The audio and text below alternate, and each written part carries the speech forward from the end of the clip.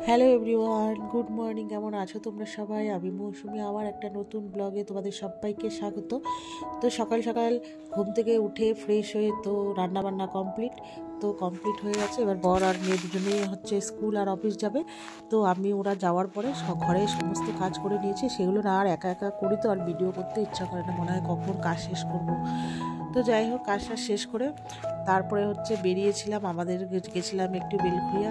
আমার হচ্ছে যখন যেটা মাথায় মানে মনে পড়ে, মাথায় নাড়া দেয়, আমি তখনই সেটা শিগগিরই করবো। যতক্ষণ না করবো আমার না কেমন যেন একটা লাগে। এরকম স্বভাব তোমাদের কার কার আছে? আগের দিন যেহেতু তোমরা দেখলে শপিং করে আসলাম, অনেক কিছু কিনেছি। আবার সোমবার দিন সকালবেলা চলে গেছি, মানে সারা রাত আমার ঘুম হয়নি টেনশানে, কখন যাব, আদৌ যাবো কি না। একবার ভাবছি যাবো, একবার ভাবছি যাবো না, তারপরে না চলেই যাই। তারপরে গিয়ে দেখো ওখানে তিনজনের জন্য 3টে কাপ নিয়েছি, যেহেতু আমাদের আগের কাপগুলো না ভেঙে গেছে। তো একটা আমার, মেয়ের আর বরের, তিনজনের জন্য 3টে এনেছি। আর এই যে ময়ূরের যে পেখমগুলো দেখছো, পালকগুলো, এগুলো অনেক দিন ধরে না আনার ইচ্ছে, তো কিছুতেই না আনা যায় না, আনতে পারি না, মনে থাকে না। তো কালকে মানে গিয়ে মানে নিয়ে এসেছি দশকর্মার থেকে।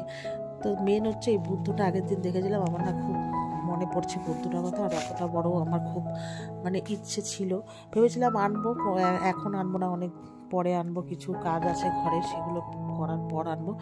কিন্তু ওই যে আমার মাথা নাড়া দিয়ে উঠেছে, আনতেই হবে। কিছুতেই ভাবছি, একবার মনকে বলেছি না আজকে আনবো না, পরে আনবো, আবার বলছে না নিয়ে আয়। তো যাই হোক, ফাইনালি ঘরে নিয়ে চলে এসেছি, তোমাদের সাথে শেয়ার করলাম। তারপরে মিও মোড় থেকে প্যাটিস আর কেক নিয়ে এসেছিলাম। তারপরে এনে এই যে এগুলো সব সাজিয়েছি, সঙ্গে সঙ্গে খুলে দেখো এখানে সেট করে দিয়েছি। আর এই যে ভুলেই গেছি, আর এই যে দুটো ফুলের এই যে স্টিকগুলো দুপাশে দুটো ঝুলিয়ে দিয়েছি। সামনেই তো আসছে সরস্বতী পুজো, তার জন্য না আমি এমনিও আনতাম একটু সাজানোর জন্য। আর ওই যে পাখনাগুলো মানে পালকগুলো ওখানে রেখেছি। তারপরে ওই পুতুলগুলো টিভির ওপর রেখে দিয়েছি। তো সাজিয়ে গুছিয়ে মা ফোন করছিল, তো চলে এসেছি মার বাড়িতে। এখন ওই 1:30-2টোর মতো বাজে। একটা প্যাটিস খেয়েছিলাম, রুটি করা ছিল, না খেয়েই চলে গেছিলাম। আমি ভেবেছি এসে খাবো, এতটা দেরি হয়ে যাবে ভাবিনি।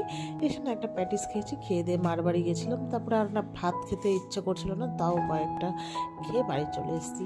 বাড়ি এসে একটু বসেই মেয়েকে নিয়ে স্কুল থেকে ঘরে এসেছি। আসার পরে মেয়েকে বললাম যে কী খাবি, ওর আবার এখন বায়না জুড়েছে, এখন স্কুল থেকে এসে ভাত খাবে না, চা খাবে, নাহলে ম্যাগি খাবে, তোমরা প্রায় দেখতে থাকো। তারপরে আমি বললাম ঠিক আছে, তো সন্ধ্যেটা দিয়ে নিলাম, দিয়ে 5টার সময় সন্ধ্যে দিয়ে তারপরে হচ্ছে তোমার চা করলাম।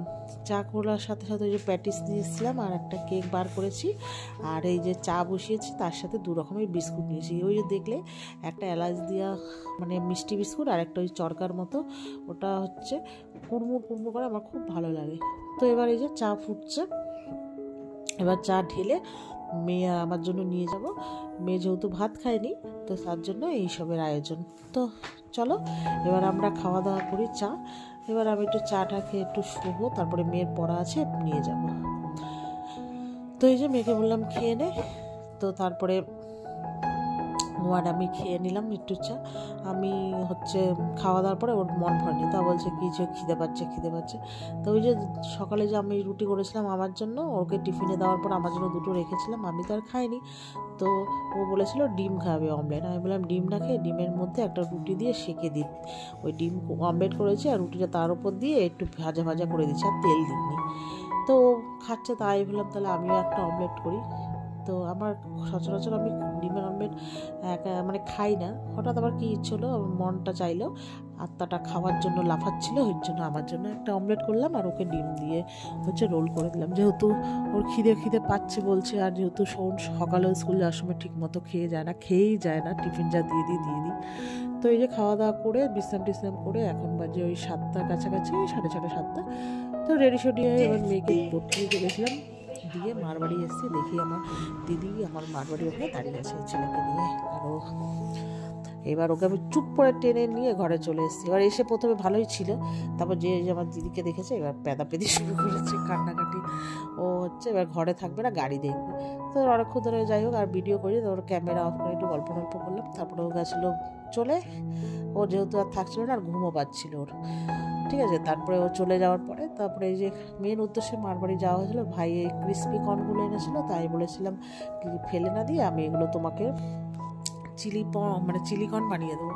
তা মা বলেছিল ঠিক ঠিক আছে। তা ওই জন্য এগুলো সব দেখো ভাজাভুজি করছি। আর ওই যে বড়ো ভাইকে অনেকদিন ধরে বলেছিলাম চপ আন চপ আন, আজকেই সব কিছু এনেছে। আলুর চপ, ঠিক আছে, ডিমের চপ, পেঁয়াজি, ভেজিটেবিল, হ্যাঁ এইসব নিয়ে এসছে। তো আমি দুটো একটা খেয়েছি আর ওই ক্রিস্পি কর্ন বেবিকর্নটা বানিয়ে বাড়ি চলে এসেছি। তারপরে এসে ভাত করেছি। তো